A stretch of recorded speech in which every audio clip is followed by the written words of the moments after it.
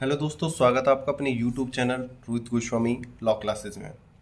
और आज हम आपको कराने वाले हैं कठोर दायित्व एवं पूर्ण दायित्व के नियम। कठोर दायित्व एवं पूर्ण दायित्व के नियम। वीडियो को अंत तक देखना, आपका पूरा कॉन्सेप्ट अच्छे से क्लियर हो जाएगा। और ये है LLB फर्स्ट ईयर, सेम है हमारा सेकेंड। यह क्वेश्चन हमारा फर्स्ट सेम में भी आया था, ठीक है। इससे ये मतलब नहीं है कि हमारा ये फर्स्ट सेम में आया था तो सेकंड सेम में इसकी हम प्रिपरेशन नहीं करें। हमें उस समय मैंने इस कॉन्सेप्ट को ज़्यादा डीपली नहीं समझाया था, उस समय हमारे पास टाइम भी बहुत कम था। तो अब इसे मैं अच्छे से एक्सप्लेन करूंगा और यह वेरी वेरी इंपॉर्टेंट क्वेश्चनों में से एक है। यह है हमारे, वैसे तो बनता है ये हमारा टॉट का क्वेश्चन, लेकिन ये अब क्या आएगा ज्यूरिस में, ज्यूरिस सेकंड। एक बात मैं आपको बता दे रहा हूं, यह जो हमारा जो लॉ फील्ड है ये इस प्रकार है, सभी चीजें एक दूसरे से टच में रहती हैं। हम एक एक्ट को दूसरे एक्ट के बिना हम पढ़ नहीं सकते हैं, एक सब्जेक्ट को दूसरे सब्जेक्ट के बिना पढ़ नहीं सकते हैं। ये एक दूसरे से कहीं ना कहीं टच में रहते हैं, अटैचमेंट में रहते हैं, ठीक है।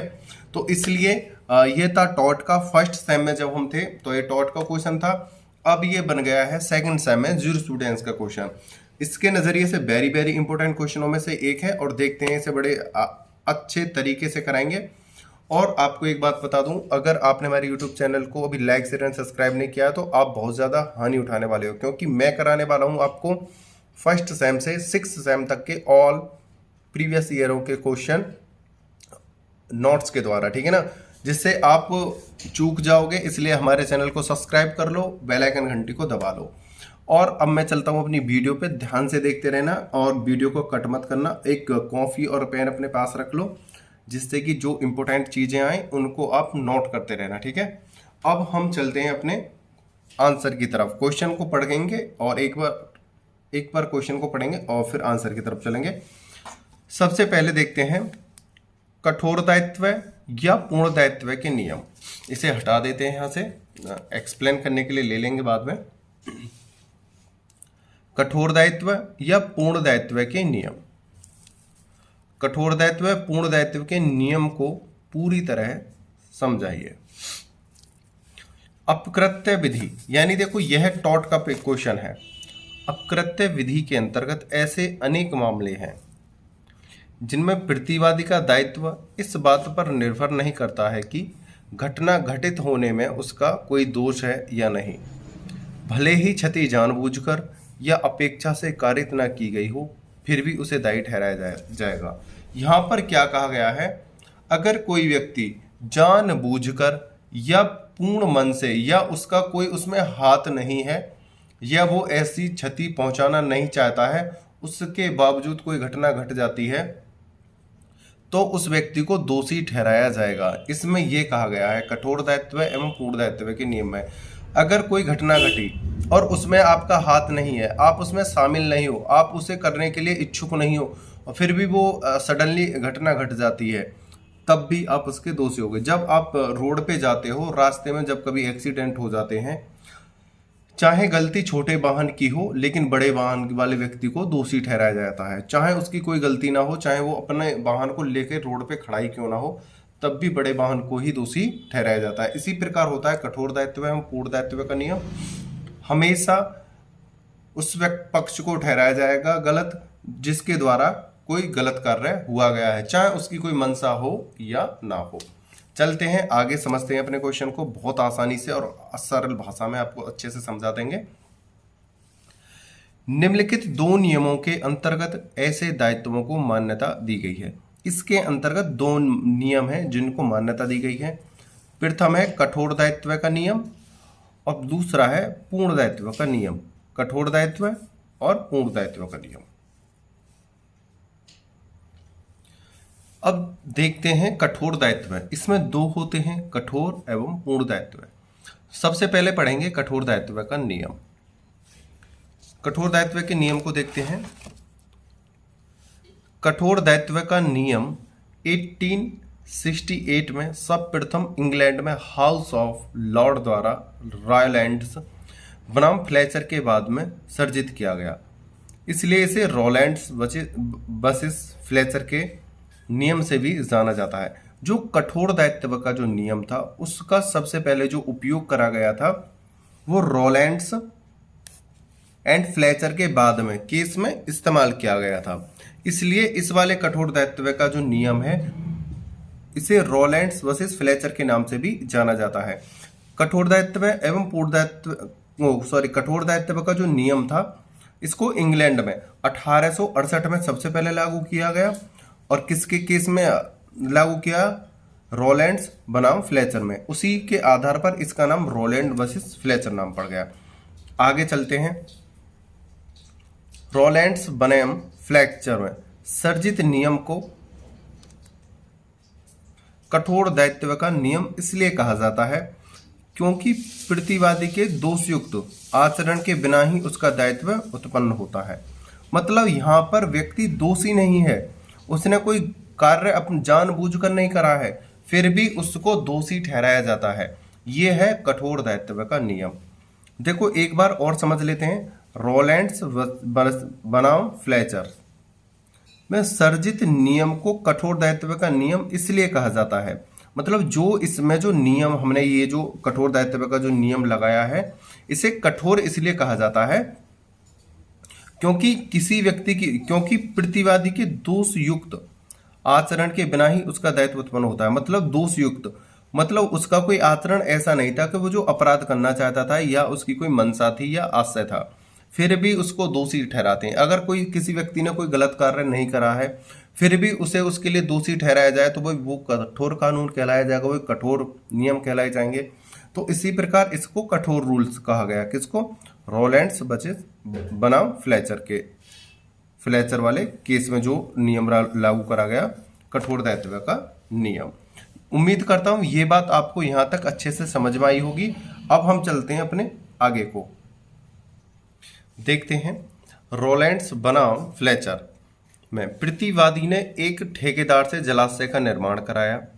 जलाशय निर्माण इसलिए था प्रतिवादी अपनी भूमि पर जल की आपूर्ति चाहता था। जलाशय निर्माण के समय नीचे गुप्त सुरंगें थीं जिनका अनुमान ठेकेदार नहीं कर पाया था, जिससे सुरंग बंद नहीं की जा सकी। जब जलाशय पानी से भरा तो जलाशय का पानी सुरंग से होते हुए पास की भूमि यानी वादी की कोयले की खान में चला गया। प्रतिवादी को इसका ज्ञान न था, न उसका कार्य अपेक्षा युक्त था, परंतु उन्हें न्यायाधिपति ब्लैक वर्मन द्वारा प्रतिपादित नियम सिद्धांत के आधार पर दोषी ठहराया गया। इसको हम अच्छे से समझते हैं। क्या हुआ था? एक व्यक्ति था, यहां पे वादी ले लो, एक प्रतिवादी है। वादी की तो कोयले की खान थी, कोयले की खान। प्रतिवादी की जो एक फैक्ट्री थी कोई। प्रतिवादी को पानी की जरूरत थी। क्या थी? पानी की जरूरत।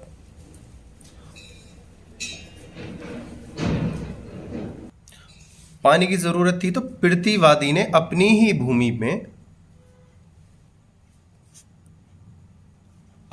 भूमि में एक जलाशय बनवाया, जहां पर उसने जलाशय बनवाया था। उनको जहां पर वो जलाशय जैसे बना रहे थे, जैसे यहाँ पे कोई हम स्विमिंग पूल मान लो, उसी तरह का कोई कुंडी मान लो जहां पे हम पानी एकत्रित करते हैं, इसके नीचे सुरंगें थी।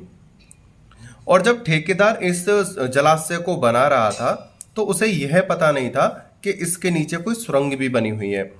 और जब ये जलाशय बन के तैयार हो गया और इसमें जब पानी भरा गया तो क्या हुआ? कुछ लीकेज हुआ पहले पानी का, और ये इन सुरंगों में पानी आने लगा, इस जलाशय का पानी। और ये जो पानी था जलाशय का, धीरे धीरे जब इसकी मात्रा ज्यादा होने लगी तब ये कोयले की खान में, जो यहाँ पे खान बनी हुई थी, इनमें आके बहने लगा। तो ये जो वादी था इसने इसके ऊपर केस दायर करा कि आपने जो है ऐसा कार्य करा है जिससे मुझे बहुत ज्यादा हानि हुई है और अब मैं आप पे केस ला रहा हूं और आप मुझे क्षतिपूर्ति दोगे मेरी जो हानि हुई है उसके लिए। अब यहाँ पे ये जो केस जो न्यायालय में पहुंचा, तो वहां पे ब्लैक बर्मन नाम के जो हमारे न्यायाधीश थे, न्यायाधीश ब्लैक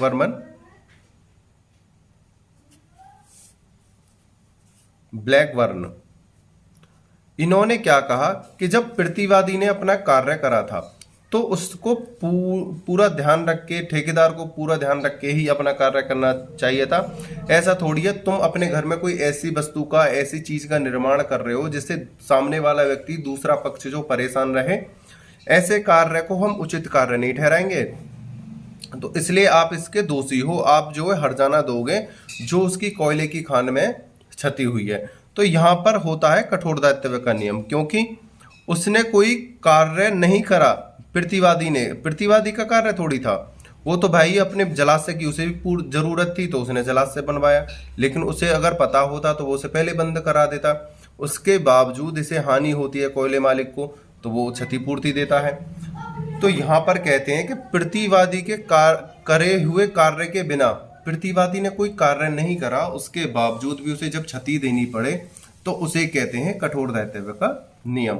उम्मीद करता हूं यह वाला आपको अच्छे से समझ में आया होगा, और इसको हम रोलैंड्स वर्सेस फ्लेचर बनाम फ्लेचर के नाम से भी जानते हैं, फ्लेचर के केस के नाम से भी जानते हैं। ठीक है, इसको ध्यान रख लेना। इसको हम इस नाम से पुकार सकते हैं, इस नाम से पुकार सकते हैं, कठोर दायित्व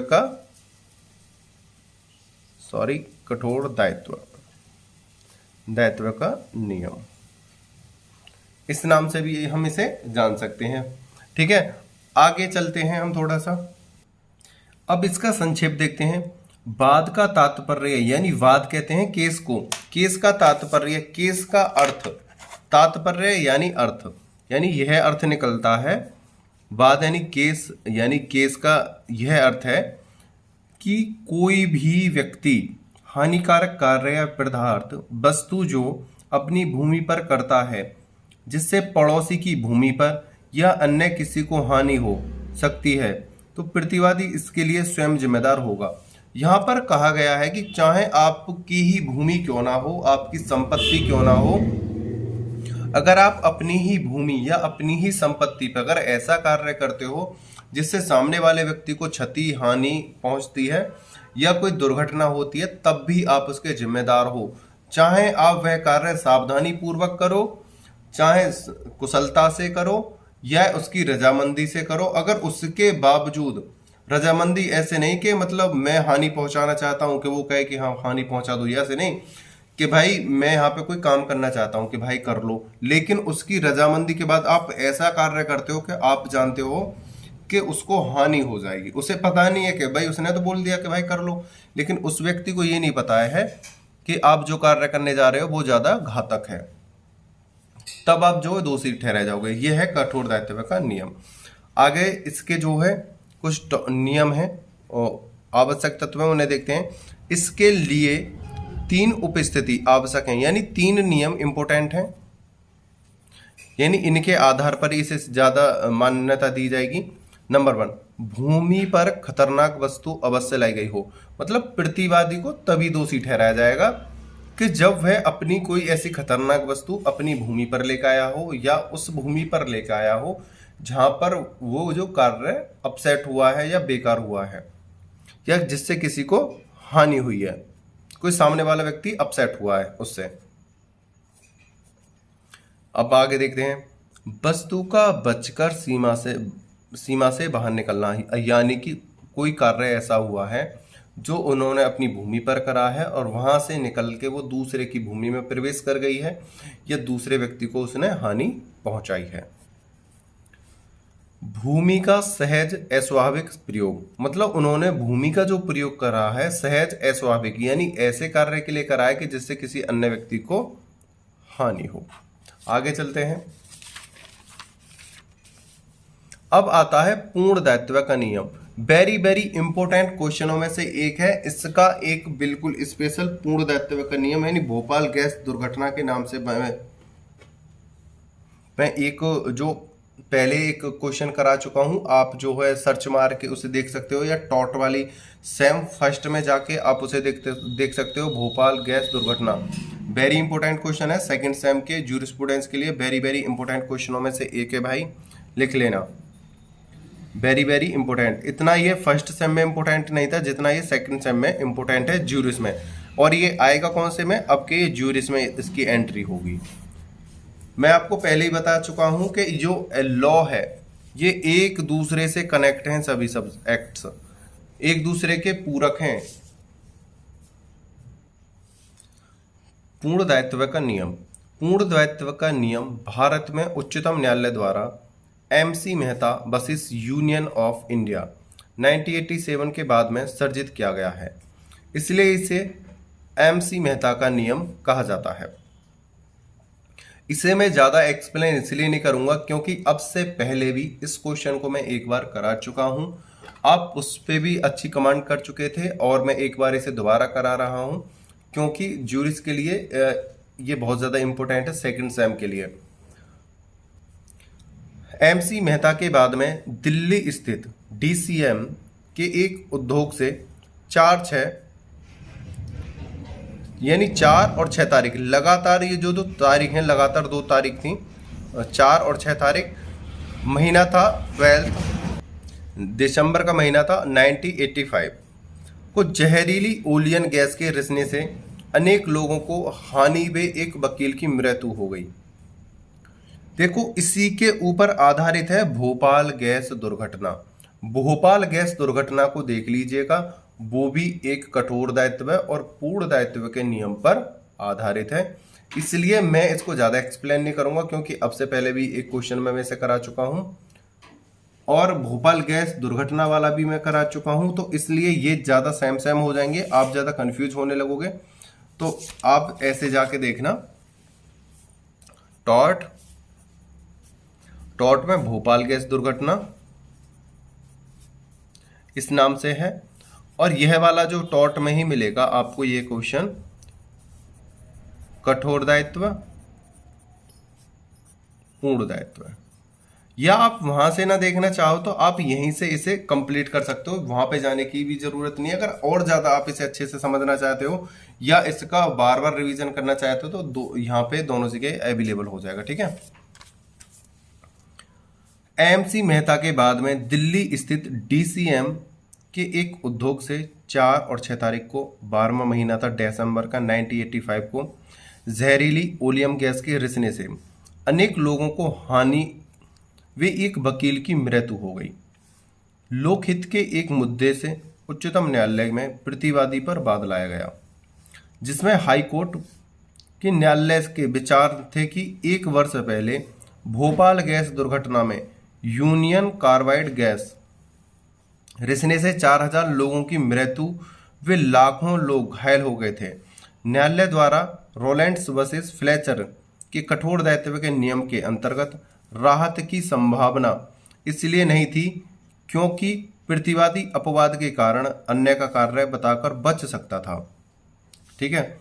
यहां पर जो है कठोर दायित्व का नियम इसलिए नहीं लगता था क्योंकि जो प्रतिवादी था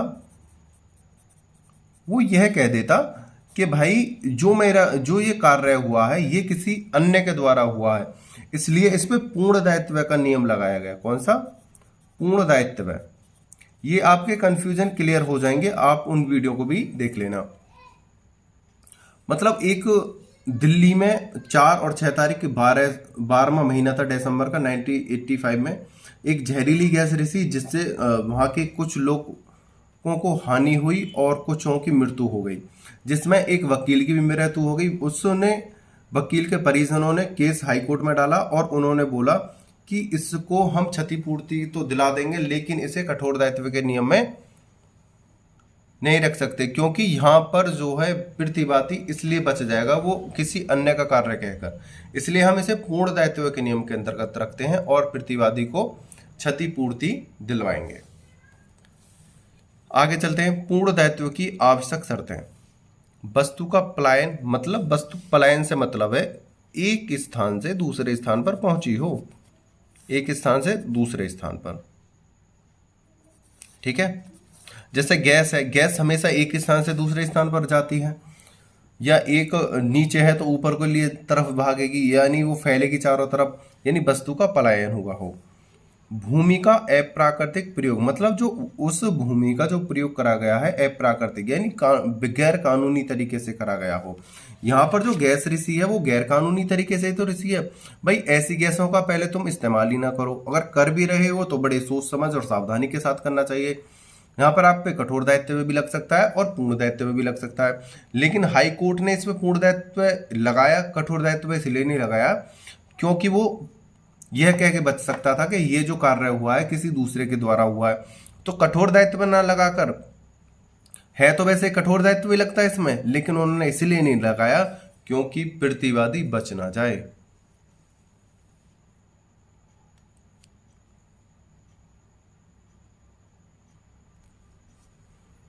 कुछ देर पहले मैं जब इस क्वेश्चन को करा रहा था, मैंने एक लाइन बोल दी थी कि प्रतिवादी को क्षतिपूर्ति दिलाई जाएगी, तो वो थोड़ी बहुत उनको ना कंप्रोमाइज करा करो, एक आध वर्ड जो जैसे गलत हो जाया करे, ठीक है ना।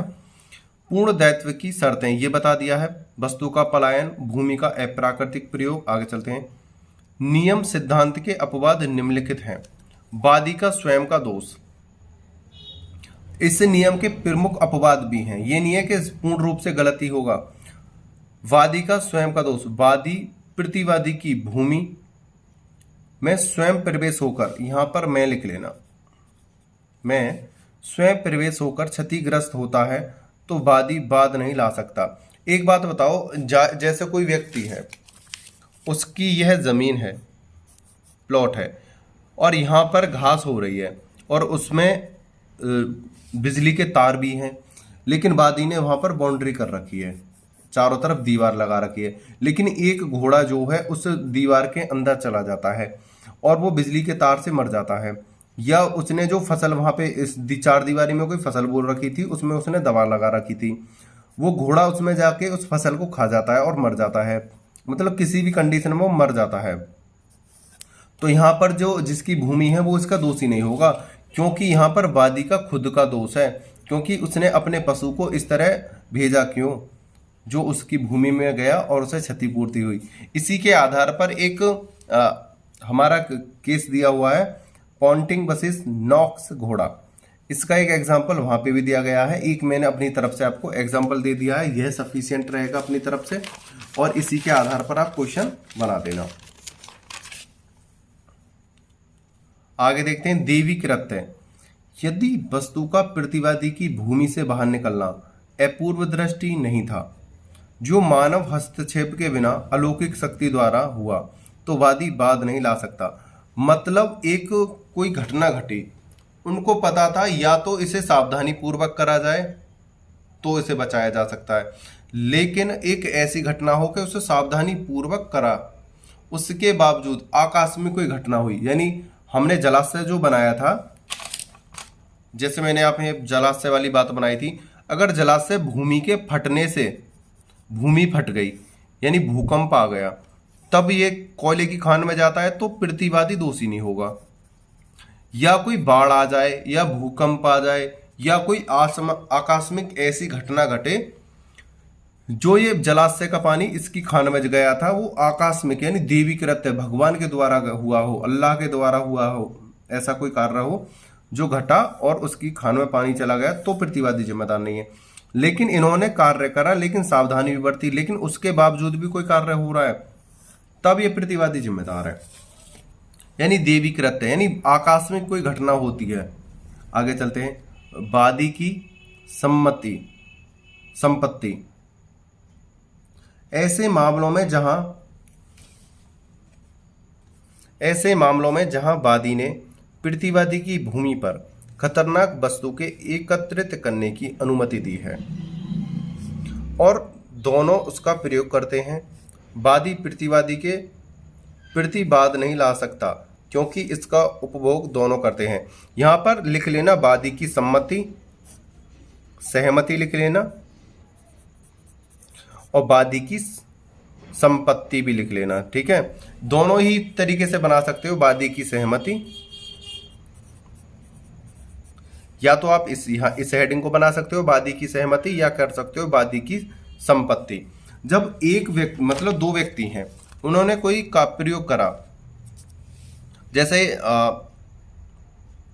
जलाशय की बात ले लो, उन्होंने जलाशय बनाया, यहाँ पर ए का घर है, यहाँ पर बी का घर है, ये दोनों ने एक जलाशय बनाया, बीच में एक जमीन खरीद के भाई जलाशय बनाते हैं अपना कोई कार्य करने के लिए। लेकिन यह जो गलती से मतलब या कोई सावधानी पूर्वक करा या किसी गलती से ए के घर में इसका पानी चला जाता है और ए के जो घर में जो नाज रखा था, अनाज जो बोलते हैं, गेहूं जो बोलते हैं, वो जो खराब हो गए। और यहाँ पर जो ए है बी के ऊपर बात नहीं ला सकता, क्योंकि ये जो जलाशय बना है यहाँ पर ए और बी दोनों की क्या है, सहमति है। चाहे इसका जो अनाज खराब हो गया हो, कपड़े खराब हो गए हों, या कोई पैसा जो थे गल गए हों, उसमें बह गए हों, या कोई कुछ भी हानि हो गई हो, यहाँ पर जो जलाशय बना है ये दोनों की सहमति से बना है। और चाहे ए को हानि हो जाए चाहे बी को हानि हो जाए, एक दूसरे पर बात नहीं ला सकते, क्योंकि यहां पर एक दूसरे की सहमति है। तीसरे पक्ष का कार्य, यदि कोई क्षति तीसरे व्यक्ति द्वारा की गई है और प्रतिवादी का उससे कोई संबंध नहीं था, और उसके द्वारा किए कार्य से वादी को क्षति होती है, तो वादी बात नहीं ला सकता। एक बात बताओ, यहाँ पर ए का घर है, यहाँ पर बी का घर है, बी ने एक जलाशय बनाया है, किसने, बी ने एक जलाशय बनाया है, और एक तीसरा व्यक्ति सी आता है और यहाँ से जो है लीकेज कर जाता है, इसे फोड़ जाता है, तोड़ जाता है, क्या करता है, तोड़ता है। और यहाँ से तोड़ने के बाद, लीकेज होने के बाद ए के घर में, भूमि में, खेत में, फसल में, या ग्राउंड में, या उसके कपड़े की दुकान में, कोयले की खान में पानी, मतलब किसी भी प्रकार से ए की संपत्ति जो है उसमें पानी चला जाता है और इसे हानि हो जाती है। तो यहाँ पर ए जो है बी के ऊपर वाद नहीं ला सकता, क्योंकि यहाँ पर जो कार्य है बी के द्वारा नहीं हुआ, ये कार्य जो है सी ने करा है, यानी तीसरे व्यक्ति कोई करके भाग गया है, तो यहाँ पर बी जो जिम्मेदार नहीं होगा, क्योंकि भाई बी ने तो सावधानी पूर्वक जलाशय बनाया है।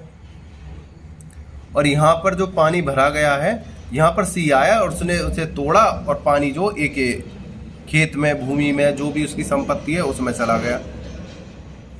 तो यहाँ पे जो है बी जिम्मेदार नहीं होगा, यहाँ पे सी जिम्मेदार होगा। ठीक है, आगे चलते हैं।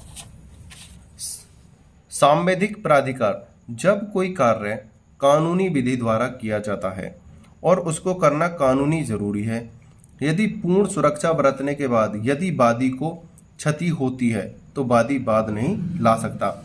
संवैधानिक यानी संविधान के अनुसार, यानी कानून के अनुसार, यदि कोई व्यक्ति है संविधान और कानून के अनुसार कोई कार्य करता है, जैसे यहाँ पर कोई एक कॉलोनी है, ये यहाँ पर खंभे लगे हुए हैं लाइट के और यहाँ पे ये तार जा रहे हैं। ठीक है भाई, अब कर्मचारी आए, कर्मचारियों को पता चला कि यहाँ पर खंभे का एक तार टूटा पड़ा है ये वाला, और इसे वो संभालने आए। जब ये तार को कानूनी तौर पर संभाल रहे थे, भाई इनको अधिकार है तार को संभालने का, उसके बावजूद जब ये खंभे पर चढ़ रहे तो ये खम्मा जो टूट गया चढ़ते वक्त, और ये खम्मा किसी दूसरे के घर पे जाके गिर पड़ा और घर की जो दीवार टूट गई।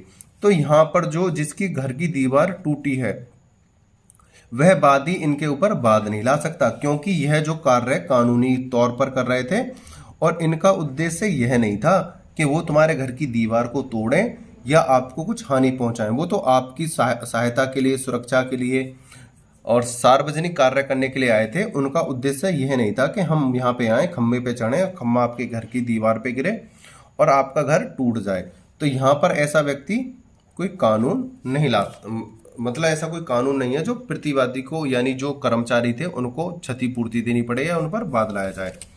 तो यह था, इनके आधार पर ये 5 आधार थे: सांविधिक प्राधिकार, तीसरे पक्ष का कार्य, वादी की सहमति या संपत्ति, देवी कृत्य यानी भगवान के द्वारा यानी आकस्मिक प्राकृतिक घटनाएं,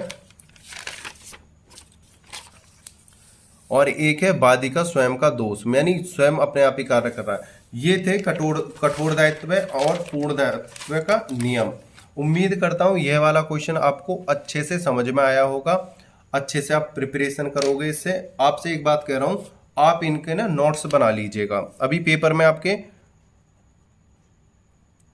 काफ़ी टाइम है, तो आप इनके नोट्स बना लीजिएगा और अच्छे से प्रिपरेशन करो।